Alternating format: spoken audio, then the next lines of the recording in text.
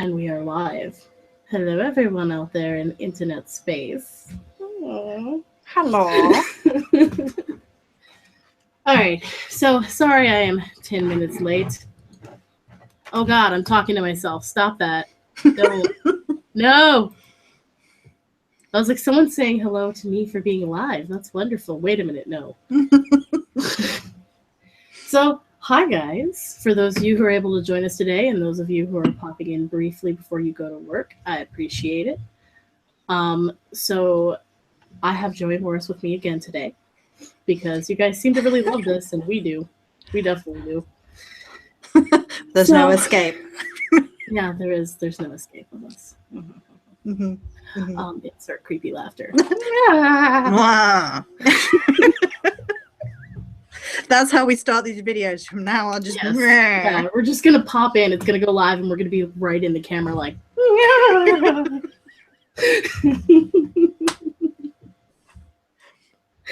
Oh, geez. So, this is another episode of Beyond the Boundaries. Dun, dun, dun. I need like a, like X-Files or Unsolved Mysteries. Yes, I need like an Unsolved Mysteries theme song to come on. Bum, bum, bum. Yeah. Thank you for that. You're welcome.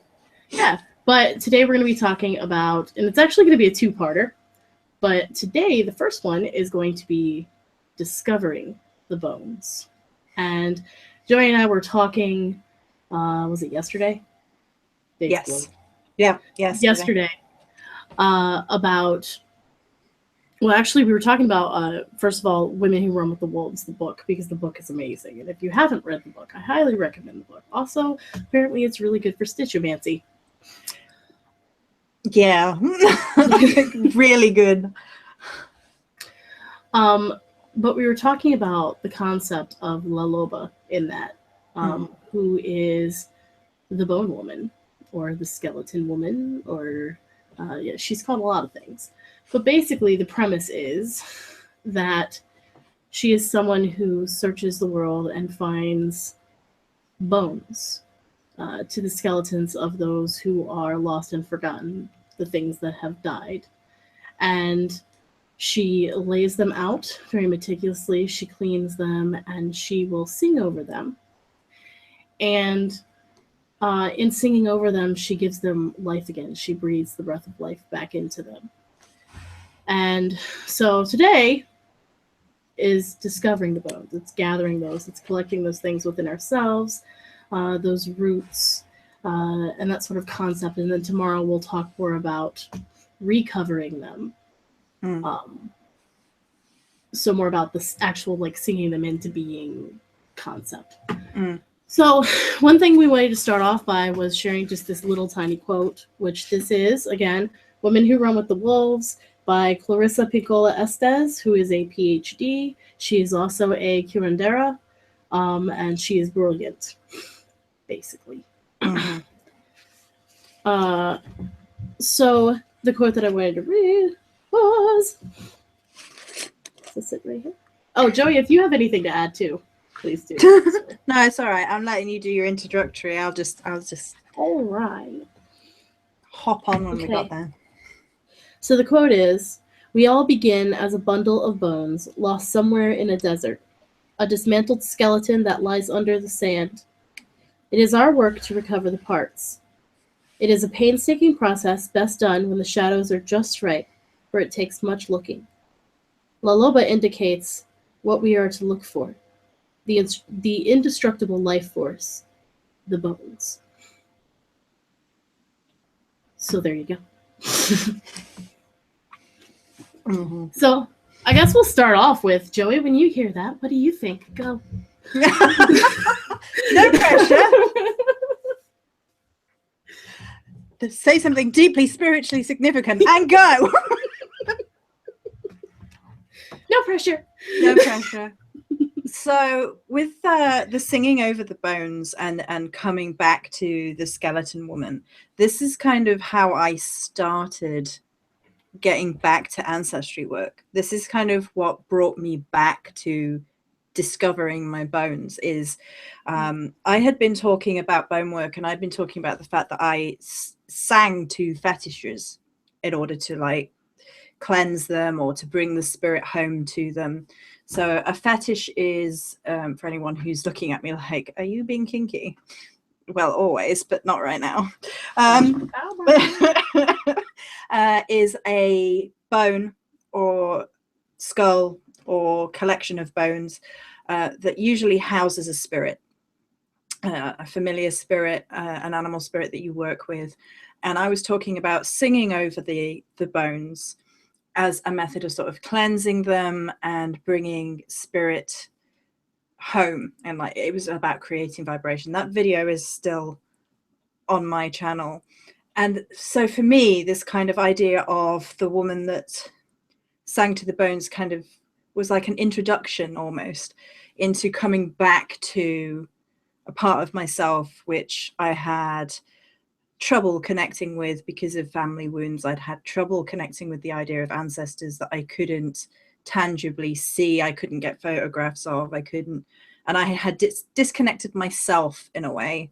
And so the idea of Laloba and singing over the bones was kind of like opening the door, like discovering the bones back to that way of really embracing otherworld energies, underworld energies, and ancestor work. Yeah, and I think that it does tie in with ancestral work really well too. Like a lot of people, when they think of this book, they think of it's mainly written about the archetypes within our psyche and how we shape or have been shaped ourselves, our personalities, our our way of being.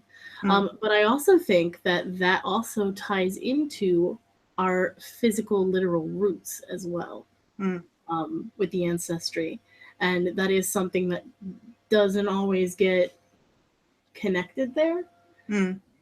But if you look at the fact that when we go back to our childhood and a lot of like how we were raised or what we were taught or what we had to deal with, like that helped build who we are today. So it really makes a lot of sense that to comb through and discover the bones of who we are, we have to look to our family, to our experiences with them, and with that archetype of family in general as well, because they represent how the world is to us when we're small. And to rediscover the spiritual ancestral side is like a whole other family that people didn't even know they had. You know, so it's not even, it's like it's like the epitome of discovering something forgotten, something long forgotten. Because, you know, a long time ago, I feel like we would have been raised to know a lot more about them, honestly.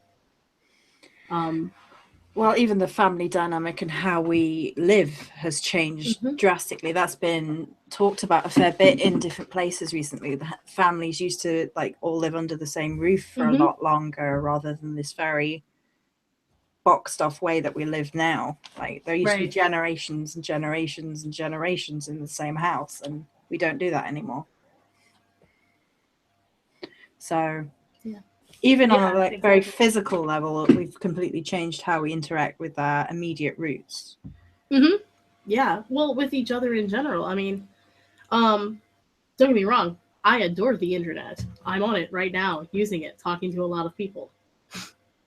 But at the same time, also, we tend to stay within our home, disconnected from nature and the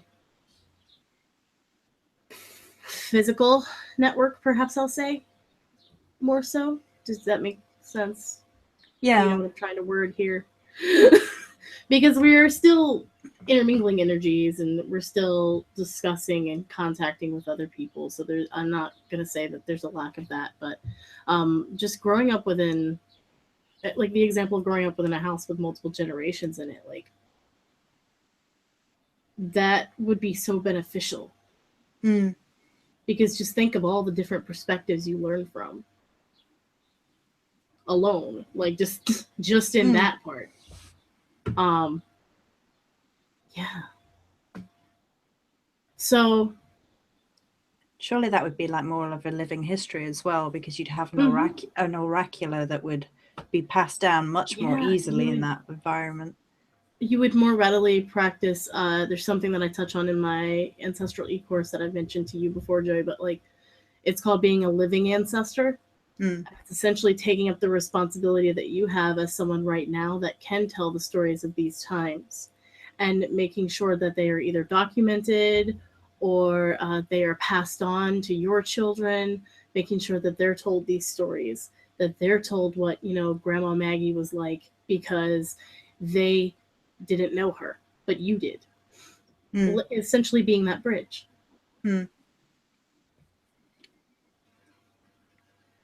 Yeah.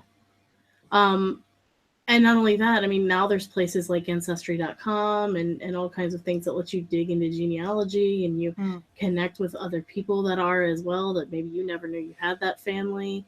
So there's a lot more. It's readily accessible like tangibly now too. Where it used to be a lot harder.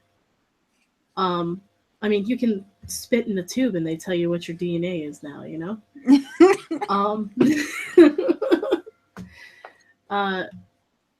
But no one really thinks about the fact that there is a spiritual thing that you can do, that they are not gone. I mean, I've said before that I spent a lot of the first part of my life thinking that I didn't get to know a lot of my elders because they had died before I was born. And I thought that I would just never get that. And I mourned that. But, you know, then one day at a sacred fire, they were like, yeah, no, not so much. Hi, we're all here. And you're going to talk to us now. And then this whole thing started. So now I have people that come up to me and go, so I think my ancestors are trying to talk to me and I don't know how. So how do I do this thing? And I'm like, yes. Well. Welcome. Come in. Come to the dark side. I was looking around for something I can pick up. I haven't got anything suitably equal. Damn it. Or whatever. Come to the side. Yeah. But so I think ancestral work and genealogy and things like that are definitely a way that we can gather the bones. But I think that we tend to focus on the physical things that we can do instead of also the spiritual, the psychic related things that we can do as well. When people looked at that, they kind of assume like that well, I can do ancestral work, but I have to know who they are first. Yeah. But it's not necessarily true. Well, that's the complete opposite of how it ended up being for me as well. Yeah. So, yeah, because I'd put that barrier there, because with ancestor work, every time I'd come to it, I had reached out and looked for how people were doing it. And most people present it in a very physical manifestation kind of way, like, this is my ancestry altar, this is the book of the photographs I have of my ancestors, this is my genealogy that I've had in the attic for what, and I was like, I can't get that, I don't have access to that. And then in my mind, then there was a disconnect, like, oh well, then I can't fully engage with ancestors like I want to. And even in my own practice, I'd started doing things which were kind of hints at what the truth of it was, which was like, I was going to graveyards and honoring the forgotten dead and things like that. And if it was just kind of stepping over that, it was like this tiny little rock that I was thinking was a boulder, and all I had to do was kind of just step over it and be like, that doesn't matter, we'll just go straight to the spiritual lifeline of this ancestor tree rather than worrying about what photographs you may or may not have. And I think we do get really caught up on the physical stuff, Yeah, rather than realizing there's this whole spiritual plethora behind the curtain waiting yeah, for us. So yeah, exactly. You said, you think it's this big boulder and it ends up being a rock that you can pick up. And that's another instance to me of like the fear of doing the thing is bigger than actually doing the thing. Um, so Diana Ravenwood, who I think is formerly Velena, says there's been such a huge focus on ancestry work and learning about our ancestors and who they were, where they came from, etc. The past 6 months or so, I noticed. And everybody's like, Mary was like, it's a universal thing right now, I think. So I think that this is part of the whole. There was one chat, I don't remember which one it was, Joey, but there was one that we talked about how it's like we've gone through the Tower card and all the rubble has fallen to the ground now, and we are searching through the rubble for what is good and what we can rebuild with. And I think part of doing that is knowing your foundation, literally. And I think that's a big part of why people are doing it. But I also will venture to say, for some people like myself, it's kind of always been a thing. And right now I'm being actually called to talk about it more, if anything. It's kind of like I've been sitting, next to this little fire with all of them in the quiet, like waiting. And now they're like, no, go, get on this right now, do it. Don't stop. No, they're not. Yeah. It was also a death year last year. Like 2016 was a big death year, and so this year, this year feels like an underworld year to me. Like we had all that death that this year is just like underworld rising to me. Like it's been like that all year. I said earlier in the year, and I talked a bit and kind of poked Joanna DeVoe with the idea of this bones and dandelions energy that. For me, spring really wasn't like bunnies and it was so tied up in kind of like still in death, and I was like, am I being morbid? Am I being like overly gothic? Like everything is about death. But you guys, if you don't watch her channel, which I don't know why you don't, you already should. Bye. But no, if you watch her channel, she did like a Memento Mori box haul, and she started off with being like, and now for something light and fun, because we need that. Let's talk about death. And I'm just like, this is why I love you.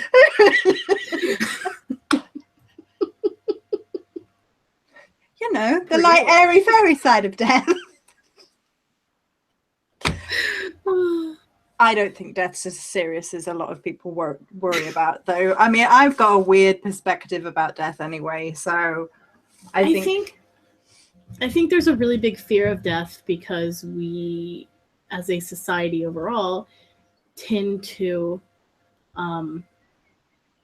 push it off. We tend to prefer to think that we are indestructible, that we will just always be, and everything will always be like it is, and it's not going to change, because there's a fear of change, which equals the fear of death, in my opinion. Very often. Yes, death has pain involved. Not gonna lie about that. Mourning sucks, but it also it's bittersweet. Should I say the Demeter thing? Go for it. So I actually had a god astrology reading recently with Dawn Champagne. You guys should go check her out if you haven't. And it's where basically she looks into your chart at the time you were born and reads the asteroids, and all the asteroids are associated with a different myth, a different goddess, and the placement of those goddesses in your signs. So she said that I have a lot of Lilith stuff going on, and a lot of basically the center stuff is, You got a lot of transformation, a lot of death, and also an inner fire. And I'm like, well, that's accurate. But there was something in it about Ceres and the placement of that asteroid, which Ceres is also known as Demeter. Mm-hmm. And the story of Persephone, where Hades comes up, takes Persephone, her precious daughter, from her, goes back down to the underworld. In that time, Demeter is so torn that she, being a fertility goddess and a goddess of the harvest, a goddess of the grain, she of the grain, mourns, and nothing grows. Some stories say that she was resentful and was just like, no, fucking everyone suffer with me, and then other stories say that she was just so taken aback that she just stopped. But I started referring to that as Demeter in mourning. And there is a lot of that in my chart, and as I was thinking about it, I thought about how, as Persephone was taken to the land of the underworld, to the dead, essentially, she had to mourn as well. And so as Persephone died, so did a piece of Demeter. And it got me thinking about the give and take energy of everything. And so I think also maybe to discover our bones, there's a give and take that needs to happen as well. There's a mourning process that needs to happen as we comb through the sand looking for it. First thing I really need to say, if I can have one of those readings, they sound amazing. But we'd been talking a little bit because Demeter kept coming up. Because when I was talking to Cris yesterday, and I'd opened the Women Who Run with Wolves twice when we were talking, and both times in completely different parts of the book, it was about Demeter. And there was this, and I talked about something about, when I was talking to Molly, somebody had asked about Demeter, and I had said about like having the dirt on her face and being earth in mourning, and it being taking our mourning to the earth, and kind of that was part of decomposition and being rooted. So we're in this year which is very much about going back to these roots, and I think we've come to a place in spirituality en masse, generalizing, where a lot of people, and I think we talked about this yesterday, see earth goddesses as being very, very light and fertile and giving, and they don't really consider the dark earth part of earth goddesses, the kind of the sundering, the shattering. And Demeter in her mourning is proof of, what happens with the dark earth and when she's in mourning. Even to have a fruitful harvest, or to have your flowers grow well, you have to till the soil. You have to dig up and re-aerate that soil. You have to dig into the dirt and the root and the bones to be able to grow. And you have to, farming analogy, but you have to let the land lie for a period of time as well. Yes. Because if you keep trying to make things grow in the same soil over and over again, you make it barren. And there's a time to till and a time to lay.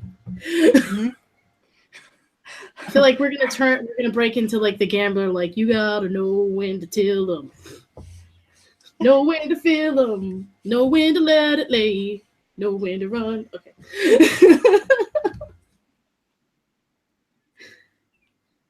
Yeah, so that reader, I'm gonna say again, was Dawn Champagne. If anyone's interested, I highly recommend her. I actually will be doing a separate testimonial video talking more in depth about my reading, because I was so excited that I feel like she deserves one. I even told her, I'm like, why has no one heard about this? Because this is ridiculous to me. I want to know what goddesses are in my chart. Is it all death goddesses with me as well? Like, she'll be like, no, you're ignoring all your goddesses. You're supposed to be fluffy. I'll be like, oh, God damn it. Like, that explains all the glitter. Oh, yeah. Yeah. I can see that. Like, they're being opposing goddesses. Some glitter, some death. There you go. That's why. Yeah. Yeah. Yeah, but she's really good at it. She'll break everything down, and if you don't understand something, she's more than willing to explain everything. Like, great. How did we get to Once Upon a Time in the chat? I don't understand. Wait, because there's a Hades and Persephone storyline. I see it now. I was like, wait, what? Yeah. I really didn't like their representation of Hades in Once Upon a Time. I love Once Upon a Time, but did you not? I didn't like their portrayal of Hades in Once Upon a Time. I love Once Upon a Time, but I kind of wish, I know that they base it loosely off the Disney characters, but I kind of wish we'd had maybe a little bit of a darker Hades, because he seemed so campy that I was wanting more. I was just expecting him to, like, I don't know, break into chorus songline at any given moment, and I just wanted Hades to be a bit more, emo. Oh, you know what? That's right. I do remember Hades coming in now. Like, that's like about the last space that I saw. I don't remember Persephone though. So. Oh yeah. Okay. No, I get it now. Interesting. Yeah, I had totally forgotten about Hades being in it. But that's because that's about where I stopped watching. Not like I was like, I am done, but I haven't caught up since then. Don't spoil Cris. No, I'm not a spoiler person, so it's fine. Oh, okay. Yeah. Like, for me, if the story is really good, I'll just get caught up in it and forget anyway, so that's good. Yeah. He was sassy from Disney, though. They lost the sassy because in the Disney movie, he's so sassy, it's hilarious. He's like on this knife edge, and it's done so well in the Disney movie. Yeah. And I wanted more of that in the Once, and I either wanted like dark emo Hades or more sassy, and I don't think they went sassy enough. So like it had to be like biting and like, anyway. We're getting off. Anyway, stop this, or I'll get like Hades showing up in my curtains again. Like I can't. It literally happened. She sent me a picture.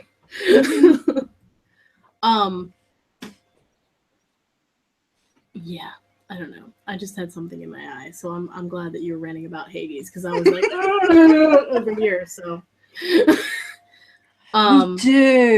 we needed a proper Hades and Persephone movie. That would be a good one too. Yeah, like a modern twist. Oh, get on that, Hollywood. One from Hades' side, perhaps. Oh yeah, a different perspective, like they did with Maleficent. I loved what they did with Maleficent, side note. So, Discovering the Bones. Disney movies. Back quick. It's your turn to go first, not mine. I went first last time. Oh gosh. So, I don't know. I don't know where to go with this right now. Well, we could talk a little bit about the fact that we were talking about the need to rest, in terms of like, we were talking about that in terms of field analogies. Fire Magellan. Anyway. We should have worn like straw hats or something. Oh, or, like, some gear, something. I don't know. I do have dried. There you go. Farmer Joey. I've got some pine on my desk. Oh, I don't really. I have a little bundle of. There we go. Real witches. #. Anyway. Is it bad that I was about to sing "Bringing in the Sheaves" as a pagan? I mean, it probably has pagan roots anyway, but I'm just saying. Bringing in the sheaves, bringing in the sheaves. So we were talking a little bit about that idea of letting things rest. And I think with regards to ancestry work, it kind of works quite well as an analogy, because we're constantly for a lot of us in spiritual path working, questioning who are we, what does it mean, and like grasping. Oh yes, Joey, let's take it here. Let's take it to this direction. Keep going, yes. Anybody joining right now is like, what the fuck did I just tune into? Go, Joey, do it. Take it there. Yes. Oh no, now I got. She also makes balls. I need to put my corset top back on for if we're going to go this direction. Anyway, regroup. Oh my gosh. We're constantly searching, and it can become kind of like a pressure. And I kind of talked about that before. Like I felt pressured, and I felt this disconnect because I didn't have what I thought was the way of discovering the bones that I was looking for, discovering the ancestors that I was looking for, discovering parts of who I was and where I came from. And so I had to let that rest for a while until I kind of began the healing process of the wound that was blocking me from connecting to my ancestors, and then realizing that it's not mutually exclusive. I can be healing the wounds from family problems in this lifetime, and I can go back and connect with ancestors who are there in the realm of spirit or in the other world and are looking to reach out and connect with me and form that contact, form that bond. Yeah. And something you just said triggered something else in me, but I'm gonna wait a second to bring that up. But no, I'm not. Okay, guys. So they're like, do it. Is that yours or mine? That one's mine. So when you said bones and reassessing that and like going over that, I thought of bones, and I thought of how we're really seeking our structure, our own individual structure. Because you said within the community, like, you know, even within this, like, we tend to, you know, compare and evaluate and see like what sticks to the wall and what doesn't, and, you know, the wall of our heart, if you will. And I was like, oh, it's quite a bit like the bones, because we're not searching for a box to fit within. What we're really trying to do is see what meat sticks to our bones. And everyone's individual skeleton, everyone's individual bones are different. They are a different structure, right? None of them are the exact same. So we're searching for who we are at the core. We're searching for that soul level authenticity of regardless of any standards or labels or whatever we may have tried on the way. We're searching for what that is. Do you know what I'm saying? Where I'm taking that now? I'm going to make a note quickly because something went through my head. This is what happens with ancestral work. Forgive me. When we talk, when we're talking in private, this is like what happens all the time. Like, hang on. Yeah, hang on, and I hear scribble, scribble, scribble, scribble, scribble. So it kind of goes back a little bit to masks, that we talked about putting all these different masks on to try and figure out who we are. And this is kind of what went through my head, was like, it's a little bit like putting a bone mask on, like putting the mask of our ancestors on, trying to see through their eyes, trying to figure out where that bone mask fits within our own structure. And it kind of, because when we're like taking the mask of our ancestors and putting that on, it kind of is already a part of who we are, but it's not us in this lifetime exactly. So it's kind of like trying to fit the bones around and trying to become our own, almost like it's like we're putting together our own mask that we can then present to the world, that we can then see and explain our own experiences through. And it kind of has that kind of feeling of trying to mold and shape understanding from the bare bones of not only who we are and where we come from, but who they were and who they came from. And it's this weird kind of, it feels like this energetic kind of shift, this energetic kind of, I don't quite know where I come from. I don't quite know what the experiences of my ancestors were. I don't quite know what the bones are that I'm looking for, but they're almost there. And I can kind of get an idea of who I am and who they were based on my meditations and my feelings and my energies and research. If you can do research, obviously, will tell you a limited amount of information. But it's still kind of piecing the bones together based on what's already in our own psyche, what's in our own head. So it kind of... I mean, well, and Crimson said, you know, no measuring sticks is a good start. Exactly. Like measuring and comparing is like, it's giving us the soil to work with, like to go back to the farming thing. Like, we have to throw something in the hole to see if that's the something that we need. Like, it's like trying to make a puzzle without actually trying the pieces. Like, it's going to take a while if you do it that way.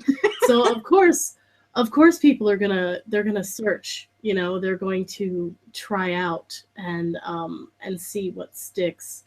But at the core, they're really trying to express what's there. They're really trying to create an avenue to I don't know, navigate that skin suit through the world. Does that make sense? Well, it's like trying to build your own skeleton, isn't it? I want to walk through this world by myself, for the most part, for most of us, for most pagans. Most of us have this fierce, independent, I want to discover, I want to seek, I figure myself out, I want to be better tomorrow than I was today. And a lot of us have that independence. So we want to walk through the world and we're like, right, so spiritually speaking, I'm going to need this skeleton to walk through the world so that I'm moving. So I am, the bones are connecting, the joints are moving, everything is moving the way that it's supposed to be. And obviously supposed to be is our own value judgment of what we think spirituality is meant to look like. And usually at some point we get knocked down and it's like, no, reevaluate some more, get back up again. But that kind of ancestry work is kind of like piecing parts of the bones together, like kind of like the feet bone. It's kind of like our little feet bones, and it's like, this is where we come from, this is touching earth, this is touching root, and then we kind of build up from that point. All I have in my head now is like the toe bone's connected to the foot bone, the foot bone's connected to the but yeah, I like that. It's like we're touching earth. That sentence just really sticks out.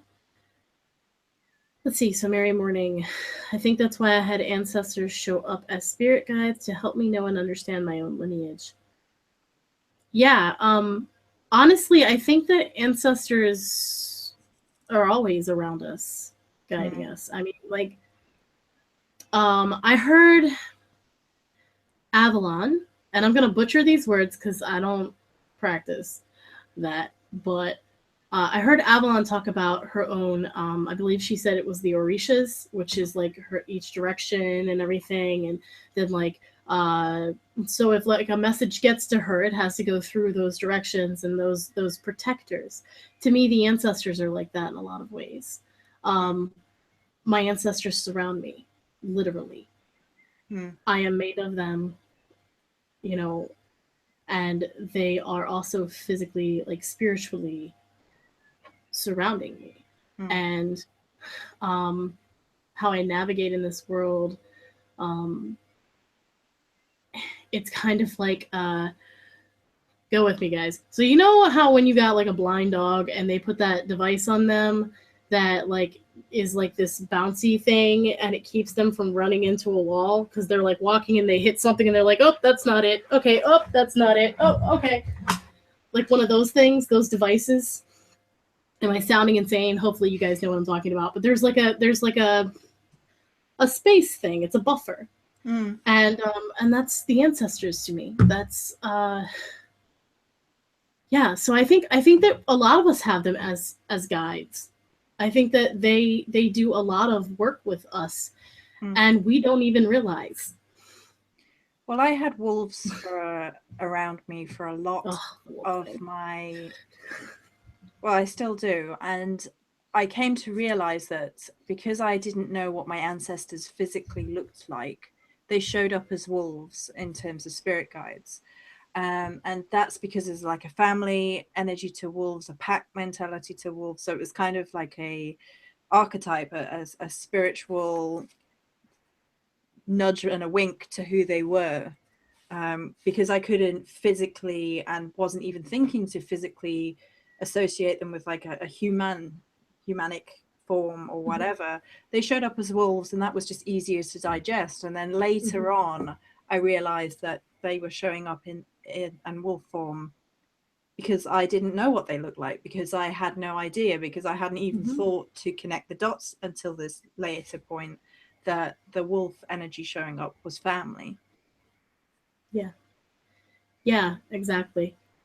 And honestly, like the wolf thing was a topic when I met Joey that we talked about because several women in my family have wolves as an animal, as like their spirit, essentially.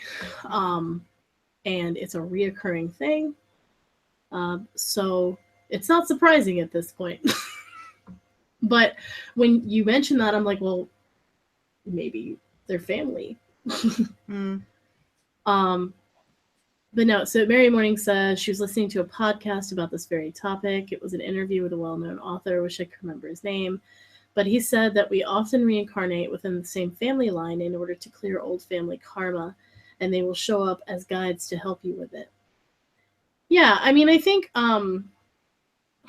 so. There's also a Norse belief too that one comes back essentially. I'm forgetting the term right now, but basically you inherit the power, the spirit, I guess, of your that kin folk.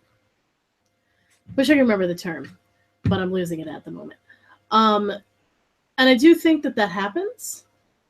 I don't think though it's the only way to clear the karma either. Like I think that that's a good, that can happen. I get that, but I also think that like you were saying earlier, Joey, in healing ourselves and finding the bones and working with that, it kind of reaches both into the past and into the future. Like it breaks time itself. Symbiosis. Yeah, I think that symbiosis. Friggin' English. I'm going to say process.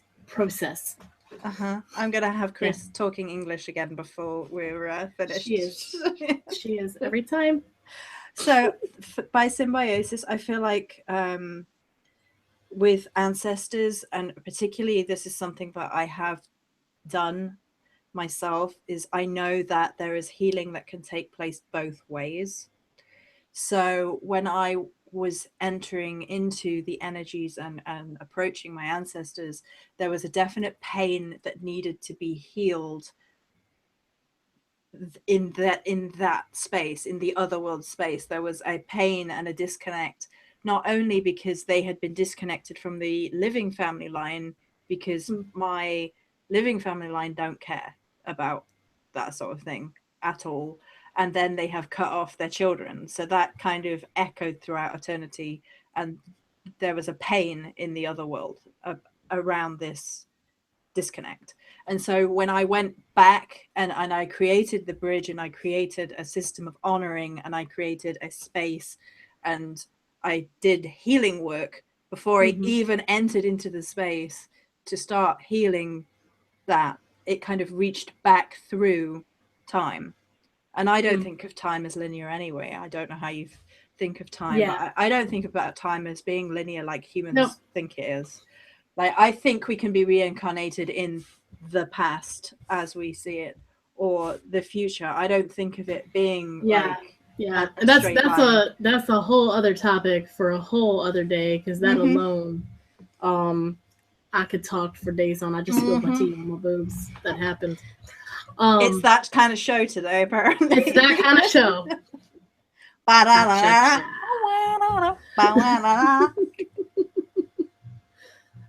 Vader's getting fresh. Let's see what some of the comments are. Oh, guys, and you can ask questions or anything you want to, like. We're here for you. We are here for you.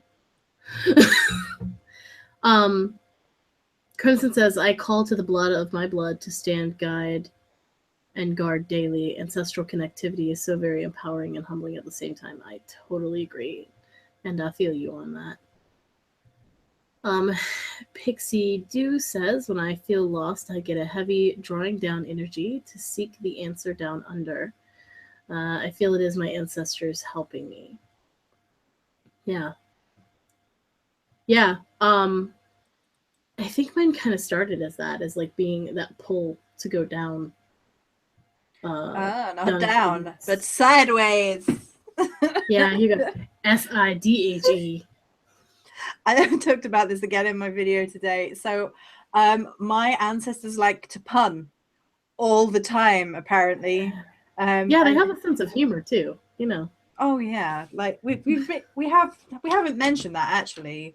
That ancestors sometimes are like the most jovial, hilarious, and you'll get messages and you'll be like, what?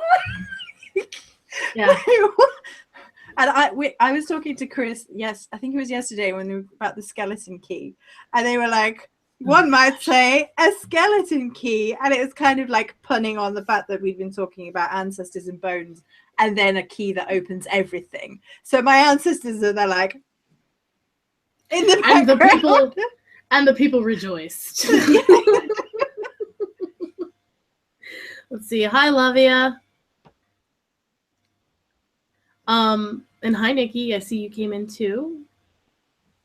Yeah. I they have a sense of humor, man.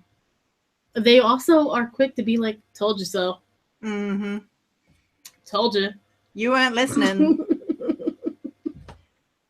That's what I said. You didn't listen. Oh, girl, if you just listened. That's what I'm getting right now.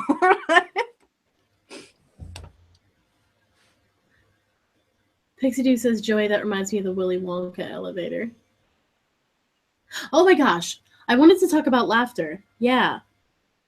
What was it? We touched on laughing and stuff for pain the other day. I mean, I've talked about laughter being a medicine in the past. Is that where we were going with it? Laughter has a lot of power to it. Yeah. Oh. There is the whole laughter as being a defense against negatives. Oh yeah. That's how I roll.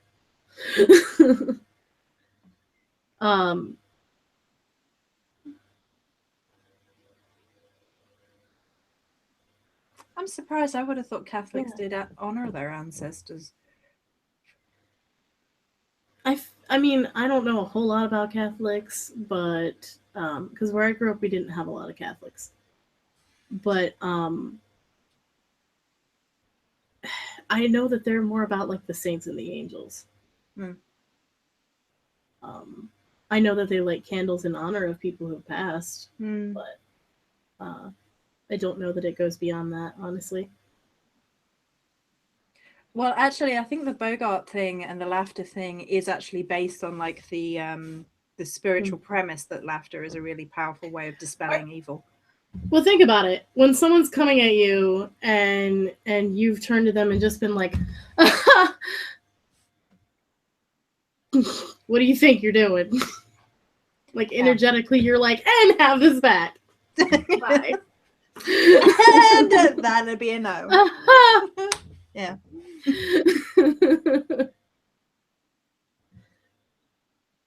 Yeah, that was probably one of the first protection things that I learned. Laughing. Also, my mother had a quote because she was a quote collector, like a true Capricorn, and she had a quote that says, "We laugh to survive." And I always like that quote always stuck to me because if you can find something funny in a really shitty situation, it helps. It helps. Um, especially like with being a death midwife and um, dealing with mourning and a lot of heavy moments. It's really interesting because a lot of times if that person uh, finds something, a funny memory or like a quirk or something about the person that died, um, and they chuckle, it lightens almost instantly. It obviously doesn't stop the pain, but it lightens the burden. Um, and that stuff's powerful. So in discovering those bones, in searching through all this sand, you can't. I'm not gonna say you can't. You have to try not to beat yourself up about it. You have to kind of laugh at those experiences, and especially when you're looking back, because hindsight 2020, it's much easier to laugh then. And like, why did I do this, or why did I try 50 goddesses, or why did I do it like that, or think that this mattered, or how I mean, I guess I was learning, and I gotta honor the path that I've walked to get here.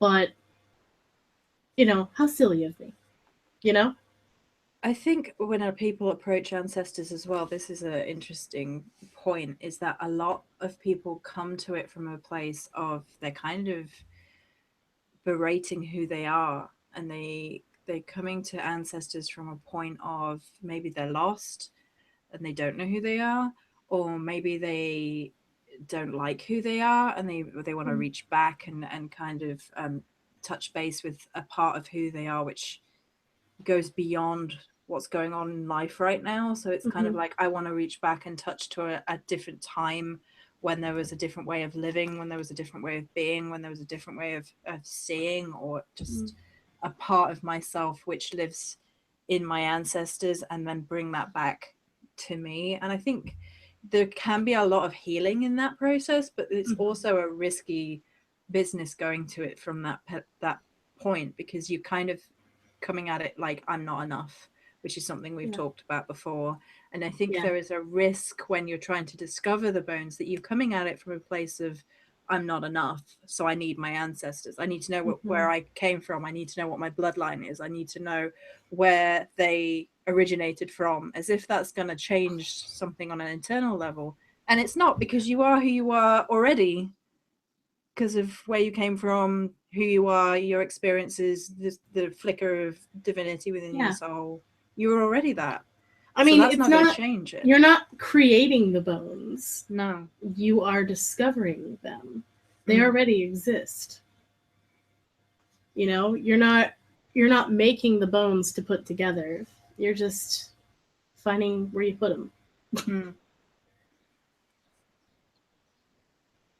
We do have a question from Unicorn. It says, I have heard people say they believe in reincarnation and later in the conversation say they channel spirits. I was wondering who or what they would be channeling if we are reincarnated. Well, you want to field that one, or? I'm going to say this is one of these questions which we're only stabbing in the dark at, because obviously none of us know for certain, and there's no way that any of us can know for certain, and there's no answer I can give you that is definitely truthful, fully 100% because Yeah, we're talking it's all about speculation. we're talking about things that everybody is speculating about, whether they're a published author or not, whether they've been in the field for 100 million years or not. Like, all opinion here is valid. So I think it's very possible to there is a choice, first and foremost, about whether or not to reincarnate. Because there are definitely spirits on the other side who have chosen to remain on the other side to help the living. And for me, it may depend on whereabouts our soul is, depending on how many lives we've lived, what lessons we've learned, whether or not we feel that we maybe there's a higher power involved about whether or not we need to learn more of this lesson or learn another particular lesson, and we can't, because I imagine that the afterlife is a lot like life, that we go through these cycles and we go through these lessons and we go through what we need to know in particular lifetimes. And I believe in reincarnation because I think there's way too many lessons for one lifetime, for one soul. So I think there's she's jumping at me. Go on. I'm waiting because I have things to say, but I want to let you finish first. And I'm just like, she's got her wolf bounce. It's like, be a good host. Be a good host. But Wolfie wants to play. Go on. Yes. Go on. I'm distracted now. Go for it. Okay. So I think that question is based outside of flux thinking. I think that we are looking at time. Like, if you are here, you cannot ever be here. But energy, it's all over. It's everything. Everywhere. It's all things.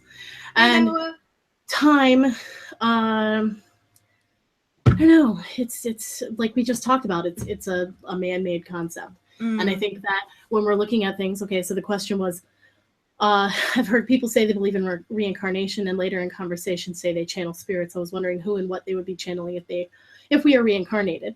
That is assuming that when we are reincarnated, that is the only place our spirit exists. Oh, I love it. Both. If we look at Flower of Life, for those of you who are familiar with the symbol of the Flower of Life, it's many circles within circles. And they all overlap, and all pieces are a piece of another circle. And everything is connected. It's the web of life. So, of course, our spirit exists in more than one place. That's why I'm over here like, let me at it. I nearly went there, and I thought, no, maybe that's a little bit too abstract, and you just went there. And no, I was like, you're abstract. Right? It's fine. Okay. But I do love that question because I pondered that question for a very long time myself. Like, that was a big one for me, is like, okay, well, do I believe in reincarnation? Because also there's spirits. So how did this happen, guys? I also think that we get a choice. Absolutely. And I also think that, because this runs into another question, but where was it? The next question was, do you think some of our ancestors are able to exist beyond the veil without reincarnating? And that, again, goes into that. Yes, of course. They exist in many places. And I think that some of them choose to be very involved, and some of them join with a sort of, and I say join loosely because parts of them are in everything, but some of them join loosely with a sort of macro mentality, if you will. A council thinking of sorts. That's, you'll hear me talk about ancestors as like an ancestors, and like the ancestors, which are like the matriarchs, the council, the Deseer, the honored ones. Not that everyone is not honored, but I think that I'm like out of breath. I'm so excited. You guys? Oh no! I'm like, okay, reincarnation. Let's talk. Oh God! Again, for anyone tuning in, I'm sorry, it's not really that kind of show. Oh, stop it! Oh. Right. But no, I think that like someone said in here, who was it? Crucifier. Yes, parallel levels and planes of existence. Exactly. Everything overlays, everything intertwines, everything when we go to our altar space in dream world or meditation, if you will, or trance, when we go to that altar space, do we or do we not bring the energy of what we have received here in the physical? See, I'm getting this visualization of it being like an ecosystem. So you know, like all of the roots being connected, and then like energy just pulsing through different places and it traveling. And then that could be like spirit, like because your energy is pulsing over here, but it's also already connected down the root work down here. So it's able to be in more than one place, and it's the energy is kind of like pulsing and vibrating and glowing and being in different places, and the messages are all being received by different tendrils and roots, but it's all interconnected. It's all still part of that ecosystem. Yeah, I think that, like you said, it's all what is with the field stuff today, man? The farming. Demeter, I'm telling you. Apparently. But yeah, like it. I think the easiest answer is like everything and nothing, nothing and everything. Yes, welcome to the flux. Maybe all of it.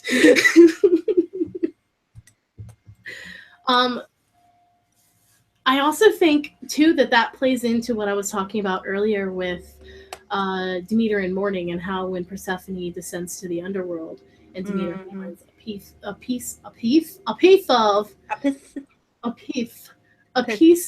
Persephone's death lies also with Demeter, and she mourns, and so there's an exchange. She takes a piece of life.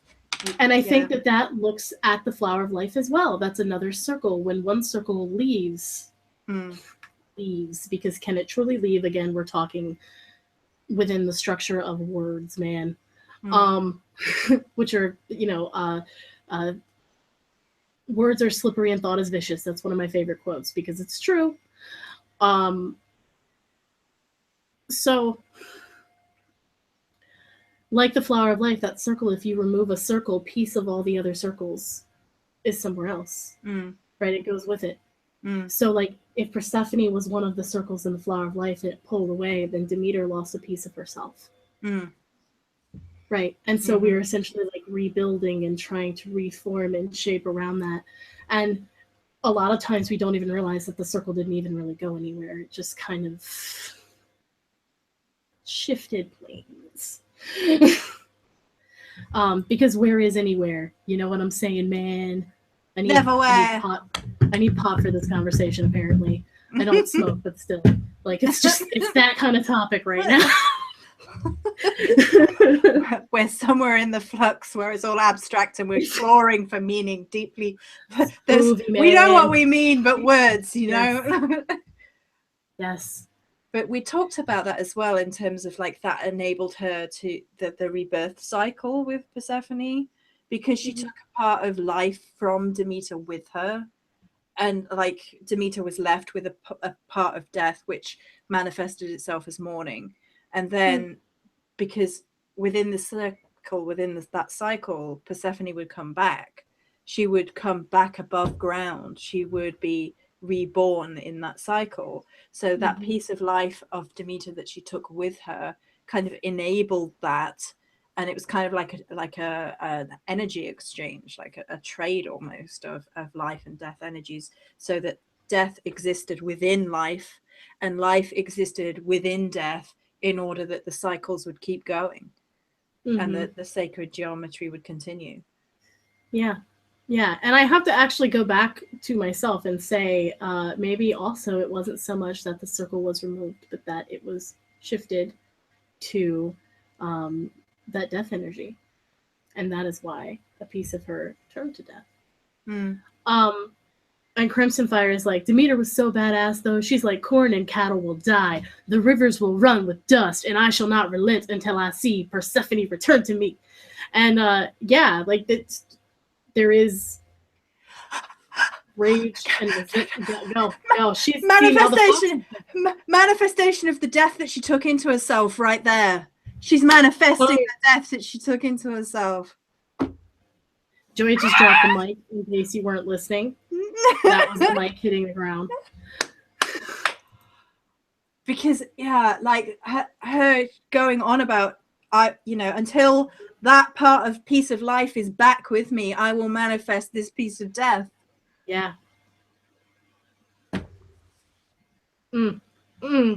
Love that. I love your beautiful minds. I would just lick your minds right now. That's probably weird, but it's been that kind of episode. Just gonna reel it in a little. It's too damn late. They all know now. Yeah. Oh well. Cris, I watched a live chat with Cris, and she said she would lick my mind. Should I worry? She was going on about Joey Styles' balls, and I'm not quite well, you sure do. They're spell orbs.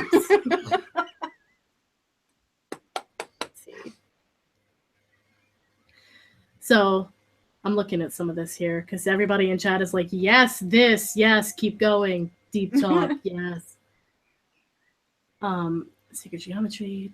Hi, Magpie. Magpie's here. Yes. You've missed all the innuendo. Well done. You have sidestepped that wonderfully. Your mind is elsewhere. Our mind is elsewhere. We're all fluxy thinking about death in life and life in death now. Yeah. Yeah. Well, I mean, like that topic I sat with for a long time, man. Like it was one of those key ones that I had such a hard time finding an okay spot with. Like I had a really hard time finding the bone for this answer, I guess you could say. Anyway. And maybe just because with what we're actually looking at with finding the bones with this is because realistically speaking, there aren't really answers. We're saying we're looking at the bones, we're discovering the bones, but we're always discovering the bones. We're always going deeper. You can always go to a different molecular level. You can always go from a different perspective. You can always flip it, reverse it, dig deeper. It's always, it's eternal. It's like that flower of life cycle again. It's just like moving around on the wheel. I'm sorry, I'm trying to follow you, but right now I am like, is it worth it? Let me work it. I put my thing down, flip it, and reverse it, because you said, yeah. Welcome back to the innuendo part of the show. And we're back. Oh gosh, I'd love to hear you ladies and your perspectives on the Crones, the Bonecasters, Babe and Baba Yaga, etc. We're both crone energy ladies, aren't we? Yeah. I am one of those people that was... Okay, so I do support the opinion that we all are all of them at once. Like, we have facets of all of them. However, I do think that at certain times in our life, or maybe just a certain overall, we tend to lean with a certain energy. And from a very young age, I have been down with the crone energy. Snap. Hardcore. Yep. I was raised essentially among a bunch of crones every month at a drumming circle, thanks to my mother and her friends. I spent most of my time with my grandparents, so... Yeah. Yeah. And I spent a lot of time with my grandparents as well growing up, and I don't know if that had something to do with it. I spent a lot of time in nursing homes because my mother was a nurse, and the school bus would drop me off, and so I would sit and I would listen to my elders, and I would learn from them, and I was fascinated. I was kind of always that way anyway, though. Like, I was always considered to be like an old person in a kid suit. Yep, in a kid suit, yes. I think... Oh, someone's got to go to work. Oh, bye, Christina. Enjoy your day at work. Have fun. So, I think that is where a big part of my perspective with death and bones and like being okay with sadness and mourning and pain and all that kind of stuff started, is because the bus would drop me off at a nursing home. And with a nursing home, when when you come back that next day after hearing this fascinating story about this woman's daughter, she might not be there. And just like that, she's gone, and you are now the rememberer of her story. I wonder if us being more connected to that generation also led to us being more crone-like, because that generation dealt with death very, like, matter-of-factly because of the wars, because death was much more prevalent. They could have died at any point during the wars. There was a lot of death during the wars. There was a lot of loss during the wars, whereas like our generation and maybe even our parents' generation didn't have that very stark reality of war and death. So like and even in like the next generation now, there's kind of like that disconnect from that crone energy because they feel more indestructible, because it's not like a matter of fact, or even in the immediate oracular telling of the stories, like going back to what we were talking about before. So that kind of disconnect in modern times a little bit from crone energy might be because it's not in the life story as much as it was, and because we have connected with the older generation, that perhaps the last generation to really be telling their stories again about war, and then like to the new generation it's not being told directly. It's not like a direct storyline. It becomes like a disconnected history. It's not grandma telling me what happened in the war. It's great grandma's story that I've never heard, and I've heard indirectly, so it's not quite as enveloping as hearing it through the eyes of somebody who'd lived through it. Yeah. Well, I also want to touch on, so for me growing up, I hear my husband in the hallway. So for me growing up, we had a group of women in spirit form called the grandmothers. And the grandmothers sit in the four directions, and they are essentially like the matriarchs of our ancestors. And they don't speak a lot, but when they do, you freaking listen. And they represent those stories. They represent the continuation, the point of view that you get from trying on all the masks. You know what I mean? I know what you mean. Yeah.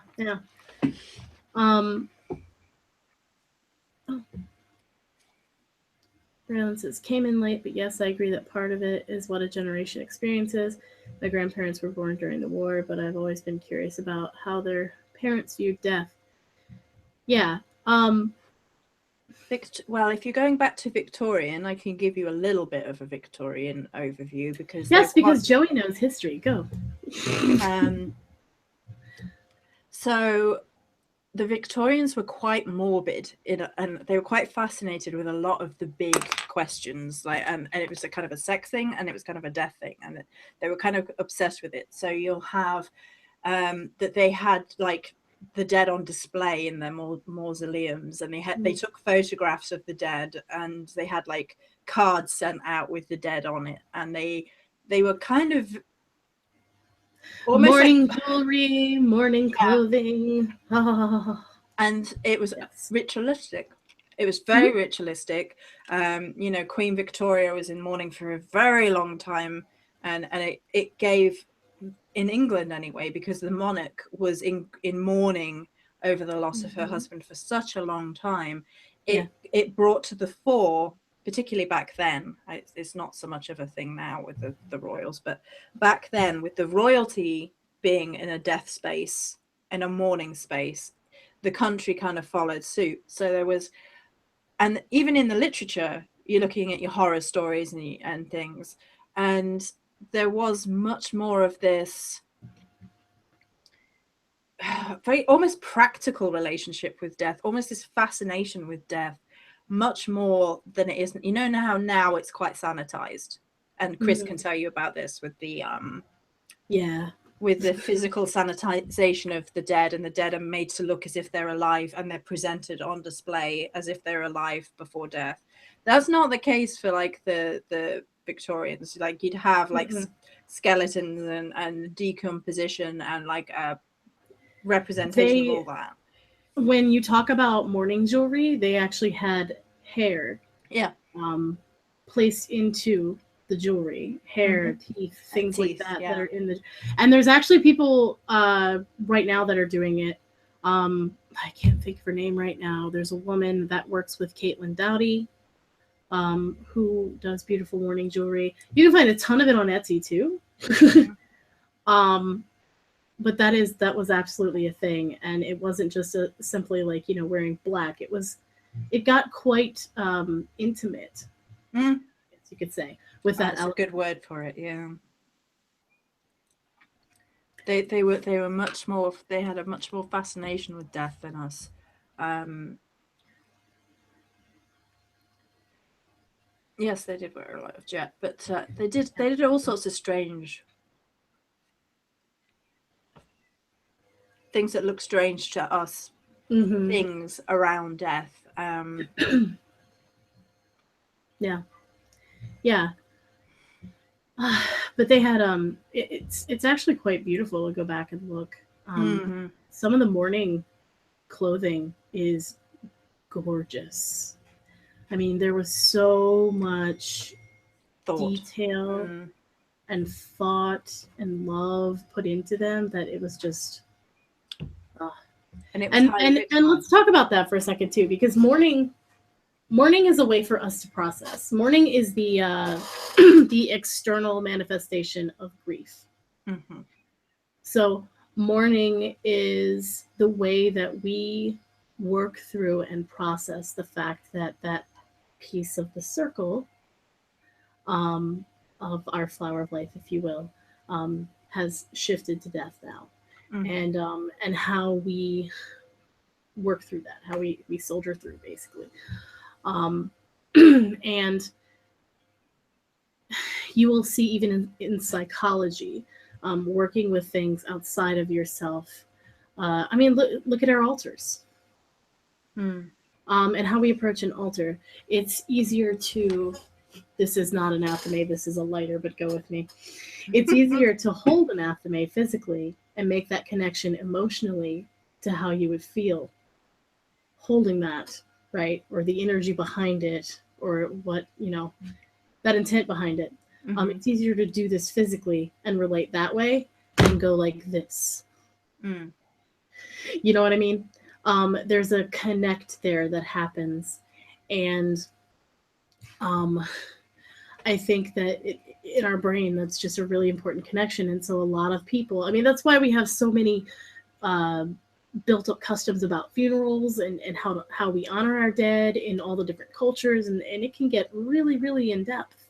Mm. Um, and it's because we are trying to process and say our goodbyes, and find ourselves within it. Mm. Um, yeah. Magpie, memento mori intensified. Well, Well, bye, Crimson. I'm glad you could stop in. She's going to bed. we'll be here tomorrow. Okay, Freaky Unicorn says death was also dealt with at home a lot, unlike now, where most of the time the person is in the hospital cares. Like, girl, you talking to a death midwife. Okay, I know. I know. For those of you who don't know, there's a reason that that front room is called a parlor. Because that is where they would display the dead body so that people could come and say, or pay their respects. Mm. And it also, in the process, physically gave people time to make peace with the fact that that loved one was dead. Mm. Um, a lot of times now, and I've talked about this in my other videos, the Death by Life series especially, a lot of times someone dies, and we don't even get to see them to say goodbye. We don't get to see them dead. And if we Mm. do, they are in a casket, and they have been re-waxed, and their lips sewn shut, and etc.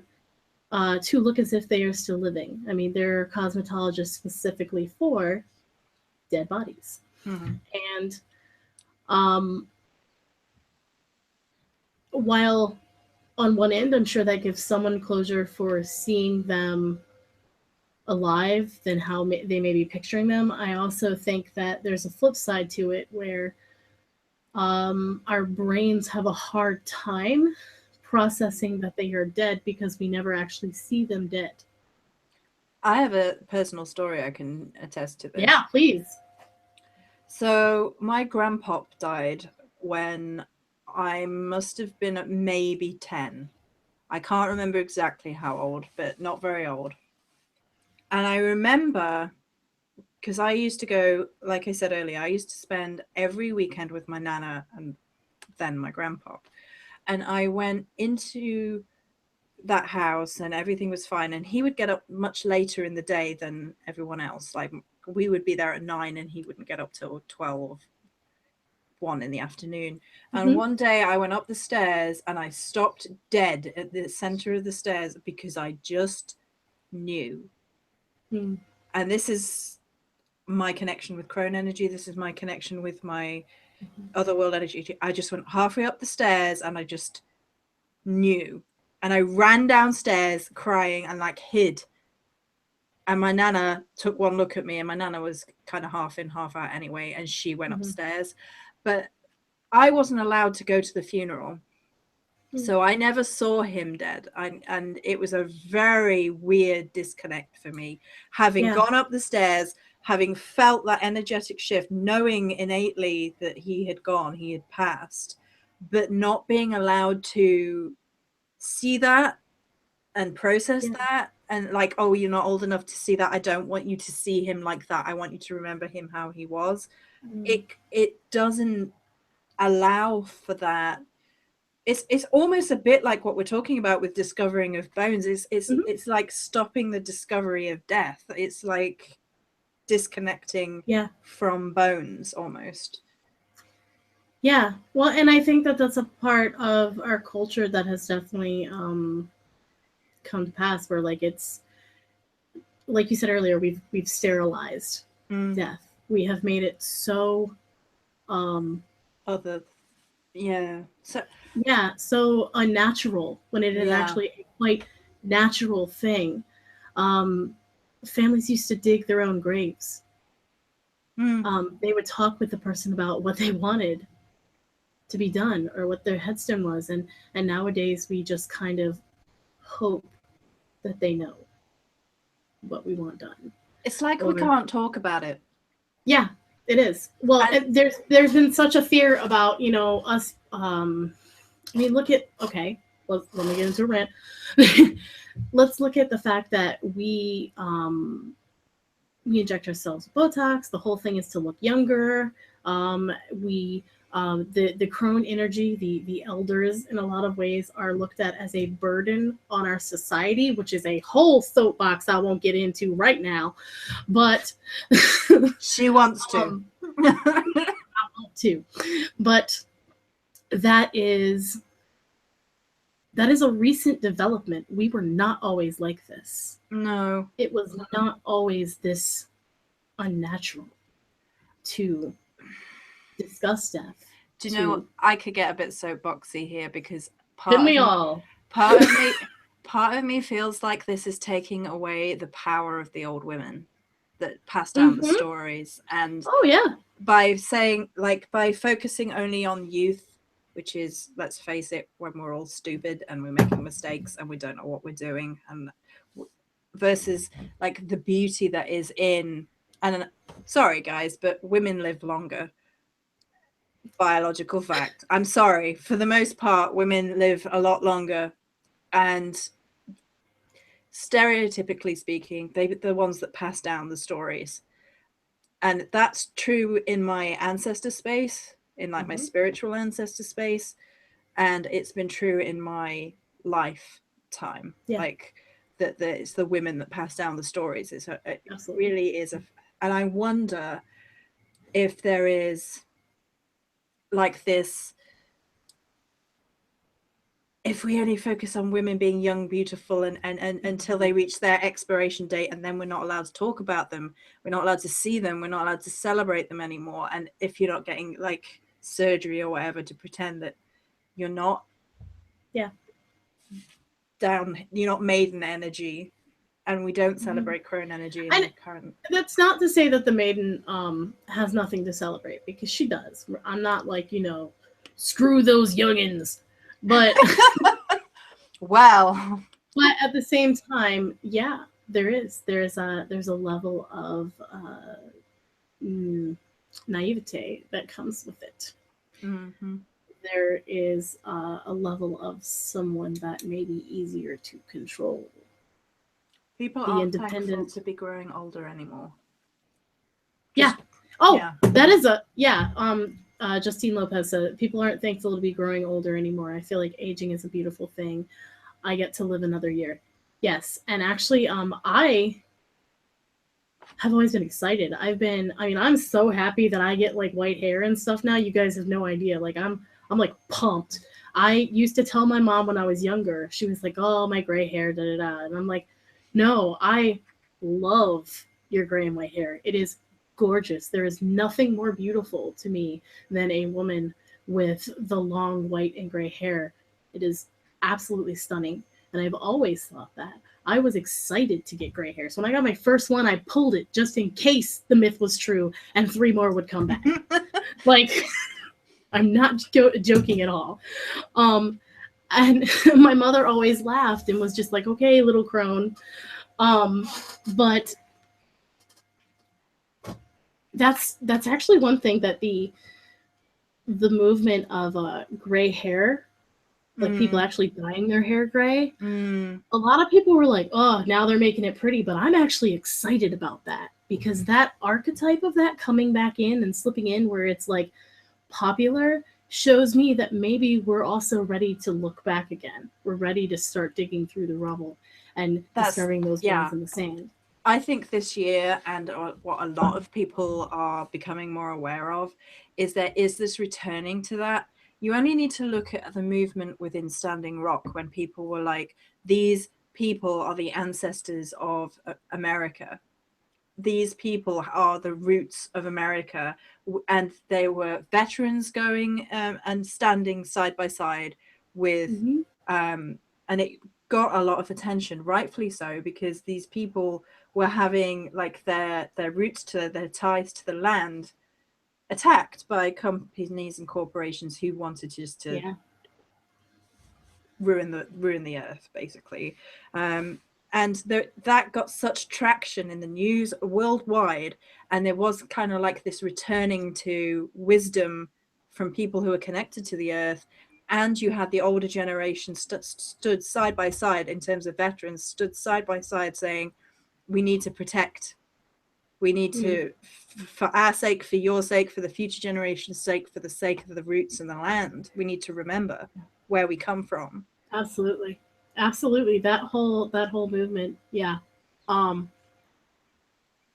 actually, there's a picture on my Instagram when all of that was going on. My dad, who has since passed, was a Vietnam veteran. And when they made the call at Standing Rock for all the veterans to come forward, I knew that his spirit was on that front line too. And so there's a picture of me wearing his hat. Getting a little teary. There's a picture of me wearing his hat on the Instagram and saying, no DAPL, my father is with you. Because it was more than just those who are living on that battlefield.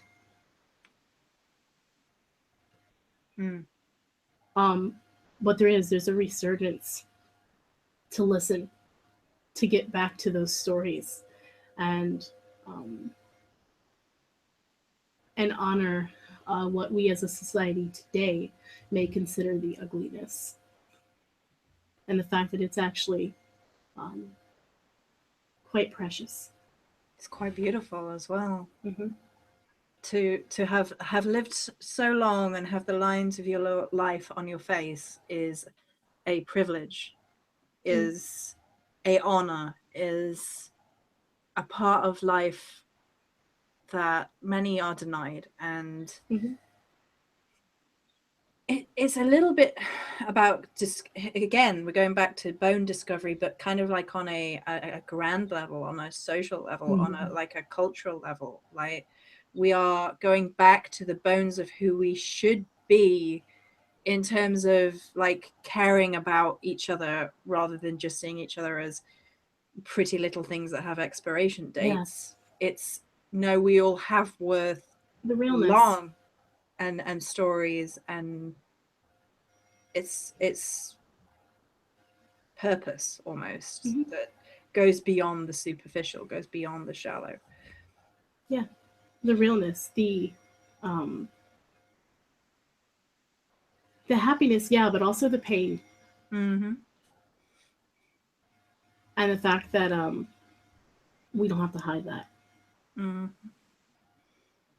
You know, we're slipping into fiercely vulnerable again, but I think that's part of finding those bones. It's discovering those bones is the fact that yeah, you are looking, and it's a process. We can't see bones without the wounds. Mm-hmm. So Yeah. that's just going through my head. Like we talk about ancestors, and maybe we don't talk enough about the fact that sometimes when we're going back to ancestors, we not only come about it from a place of wounding, but we have to realize that ancestors are people too. And we've talked a bit about sanitization of death, but I think maybe we even sanitize ancestral work. Mm-hmm. And we've talked in the past, like when people are mourning, they need to mourn the fact that maybe the person who just died was not a good person all the time and had faults and didn't do things. But perhaps we need to remember that within ancestry work as well. Like they screwed up as well. They made Yeah. mistakes as well. They had Mm-hmm. wounds of their own. And Yeah, that's just that. there's a tendency within death to make saints of humans. Mm,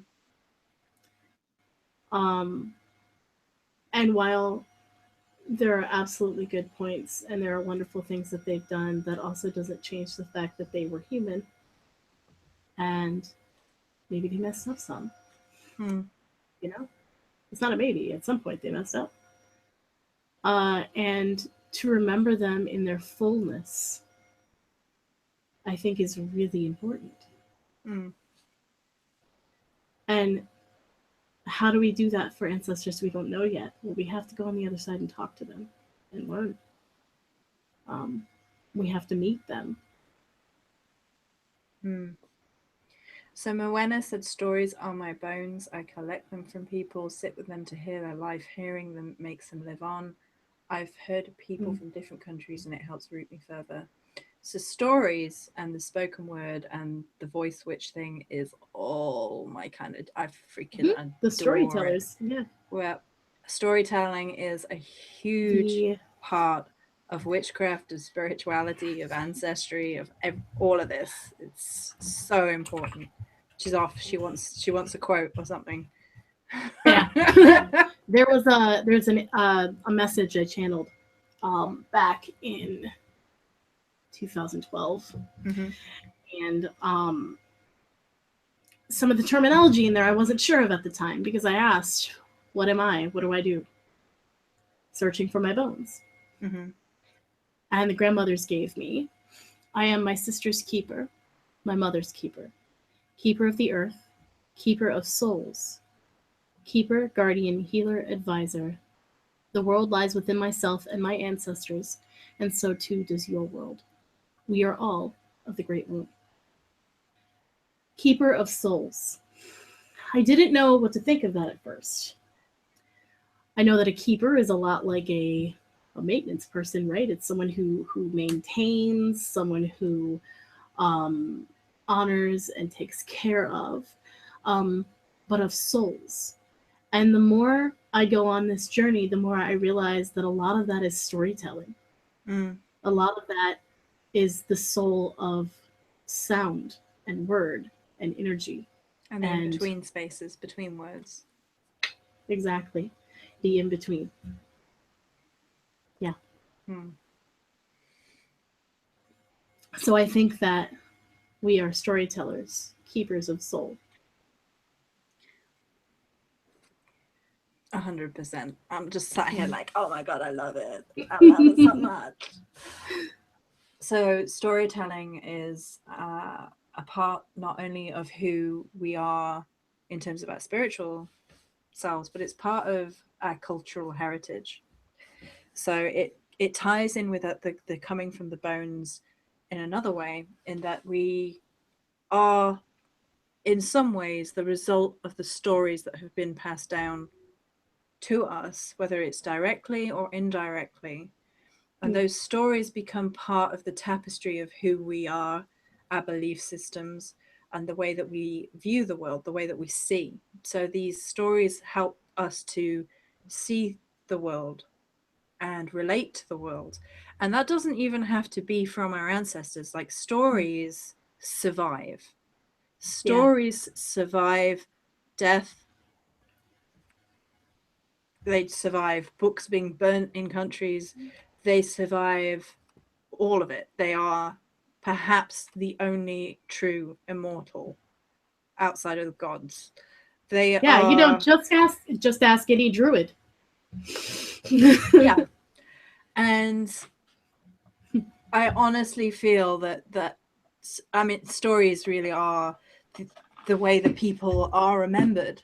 And even to this day, we still are telling the same stories through different scopes. Because when you pick apart stories, ultimately myths, legends, whatever, they are key themes that keep coming time and time again, because these are the things that matter to us as people, as human beings.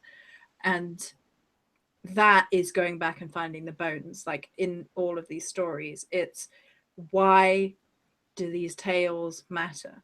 Why do these stories matter? What part of that is sticking to our bones, basically? We actually touched on that a little bit in a comment.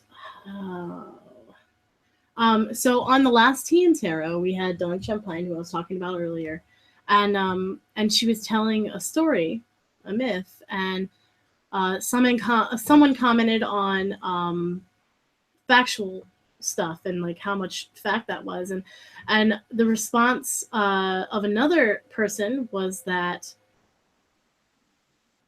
our stories, like even something that isn't fact, has a meaning and an importance, and that our stories and the things that come from that can be quite powerful as well. Because even within myth, you'll get different stories for the same story, and it's all different perspectives. And I think the more we learn, the more we understand about ourselves and those who've gone before us, and in turn those who'll go after. Did you guys ever have storytellers come to your school? I always loved that. My kids haven't had any of those in school. Yes. Yeah, I loved it. I also liked going to the library when they had someone that would sit and read to you. Beautiful. I love it. Native culture is really big on storytelling. It is an art form, very much so. And I always loved that too. The powwows and things I would go to when they had a storyteller. Nixie said a quote, "Every man's life is his own private literature." I like that quote. I don't know if I would say private, but I get the sentiment, because I think it deserves to be shared at this point. And maybe it deserves to be shared because we've been so going back sanitized, that now it's more important for us to be like, these are the things that make me. I wonder if it's not private. I think maybe you're worrying about private in too much of a rigid perspective. Maybe private isn't so much not telling other people as it is internal. Intimate. So maybe it's not necessarily private as in I'm not telling anybody, where it is an internal part of the process that perhaps ultimately, as much as we can relate to another person, we are never going to 100% understand that person, because that is their eternal processes, their way of looking, their way of feeling. Yeah, and as much as we can empathize with another individual, and as much as we should try and empathize with another individual, we're never going to be them. So maybe it's that. Because their bones aren't our bones. Their bones aren't our bones. That sounds like that needs a song. Dry bonesies, bonesies, bonesies, dry bonesies, bonesies, bonesies. I'm gonna do skeleton dance. Dry bonesies, bonesies. Okay. Yeah, Magpie share. Welcome to the Cris and Joey show, where singing is always a valid, a valid response. Mandatory. Magpie shared one of my favorite quotes that I've seen her share. Fairy tales are more than true, not because they tell us that dragons exist, but because they tell us that dragons can be real. That is a well. I like the story about the brave men didn't slay the dragons; they rode them. Yes. Yes. Fusroda, Dragon Boy. Fusroda.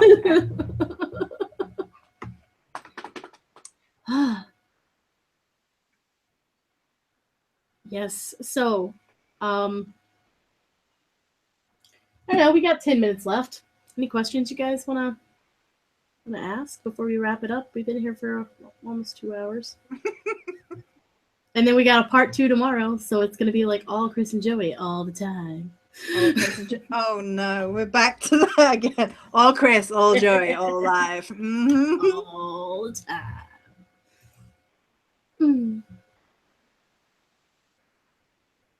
Oh yeah, absolutely. Telling our stories or something. I also think that's why I'm so pulled to YouTube, is because you get to hear all the stories. You get to see all the different perspectives. I mean, it's like, how am I supposed to find all my bones if I don't have some music while I'm doing it, man? I gotta get my groove on. So somebody talk to me. Tell me about how you found your bones.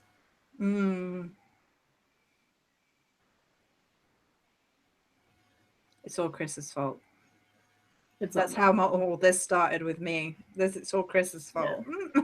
She was talking to Molly yesterday, and like 4 different times. By the way, if you haven't checked out that interview, it's amazing. Go check out the interview she did with Molly Roberts of Her Speak. It was fabulous, and she kept saying, "This is Chris's fault. Just blame it on me." I accept it. She likes it. She can take it. Yes. It's this kind of episode. How to connect with ancestors if you've never met them or never had a personal relationship with them in real life. This entire talk. Yeah. If you didn't catch the beginning, go back and watch this. But I will recap and say, you're thinking it's a boulder, it's a little rock, because I did it exactly the same. Just step over it and go into the meditation space. Just go beyond the curtain. Don't worry about it. Don't put barriers in the way of your connections, because the only person doing that is you in your own head. And you might have absolutely legitimate reasons. I did. There are huge gaping wounds that I'm still healing through with regards to my immediate family, and there is a disconnect there that stopped me from contacting my ancestors. But once I stepped over the rock, they were more than willing to listen. The ancestors that were there and waiting. So try not to stress yourself into a space where you think there is one way of doing it. Yeah, exactly, because there isn't. Even in my Ancestral e-course, which I will plug right now because this is a good question to do so. I'm going to sit here with my smudge then. Yeah. Oh, yes, and she also made a smudge for my mentoring sessions. Now I have a special one, you guys. The Otherworld blend is like, so anyway, though, shameless plugging. No, I have an ancestral course, and even within that talks about the different approaches to it, because there really is no one specific way to do it. We all have a different bone structure, right? So we all have different ancestors and different ways to speak to them. Mm-hmm. I think a lot of mine was, it actually started off with singing. That may sound odd. Yeah. Oh no. But song, especially old songs, um, have a way of Mm-hmm. rekindling that fire. So my grandmother used to sing "When a Knight Won His Spurs," and that Mhm. became like a charm song that I would sing when I was afraid, or if there was like a negative Mm. energy. And that's dragons, which have been mentioned today, and Oh, knights and stories. And when a knight won his spurs in the stories this of is old, this is full it coming full circle. circle. Yeah. I've also been seeing a lot, by the way, I will mention this before we finish up, is that I've been seeing a lot of lightning in the veins, like pictures of like lightnings in the veins. And I think that kind of, it smells so good. I'm sorry. Someone's Yeah. going So on. Sorry. this underworld blend that she created, right, guys? So I do intuitive spiritual mentoring, and I wanted something that creates a bridge between and holds space for working with spirit world and working with the client, the person I'm mentoring. Which, if you're okay with it, the person who's in the chat that I do mentoring with, go ahead and give a testimonial. What I'm saying, but um, if not, that's fine. Don't reveal yourself. But so basically, it's going back to their bones and seeing what they want to do and how they want to spiritually express themselves and what they want to learn. It basically gives you access to over 20 years of my experience in the pagan realm and all the things that I've learned, like full access. Um, and I love doing them. And I wanted to create a blend that was specifically for that so that I would have a trigger. And yeah, I could make it myself, but Joy is amazing. Joy is amazing. And her products are amazing. And so I was like, hey, Joey, what do you think of this? And she's like, oh, girl, I already know the candle and I got this. And yeah, we got this. We're fine. So the Otherworld blend is the blend for my mentoring. That I will learn from now on when I do it. So thank you, Joey. You're welcome. It was a pleasure. It's interestingly enough, the ancestors got involved with it as well. They were like pushing things off the shelf at me. I was like, okay, we're having some of that then. But yeah. Are there any questions before we need to go? Just seeing Chris's picture of snowdrops on the Instagram got me thinking of my grandparents, and I finally felt a doorway of connection, so simple but powerful. That's beautiful. Yes, I love that, Nikki. I'm glad that I could help help you kind of find that doorway. Do you do Someone else said blends something. other than goddesses? Yeah. Oh yeah. She does so many blends. She does custom. She just did a Pikachu one. Yeah, there was a Pokemon one. But currently on store, there are smudges and there are subcategories. There's gods and goddesses. There's witchcraft, spell, empowerment. There's cleansing. There's loads. And if there isn't what you want, I can make what you want. It's not a problem. I do that a lot. I do a lot of custom work. It's kind of what I do is kind of basically like connecting to the energies of what people need. That's kind of basically what it is that I do. So yeah, she's amazing. She's amazing. She does pillars. She does spirit orbs. She does smudge blends. She does oyam or ogum. I don't know how to say it right. Oils, smudges, candles, yes, oils, perfume oils, the whole shebang. But yeah, so that. But also, there's something else. There's something else that someone said, and I need to go back because I want to address that. Yeah, Nixie said, just set the table and invite your ancestors in. Yeah, it can be that simple.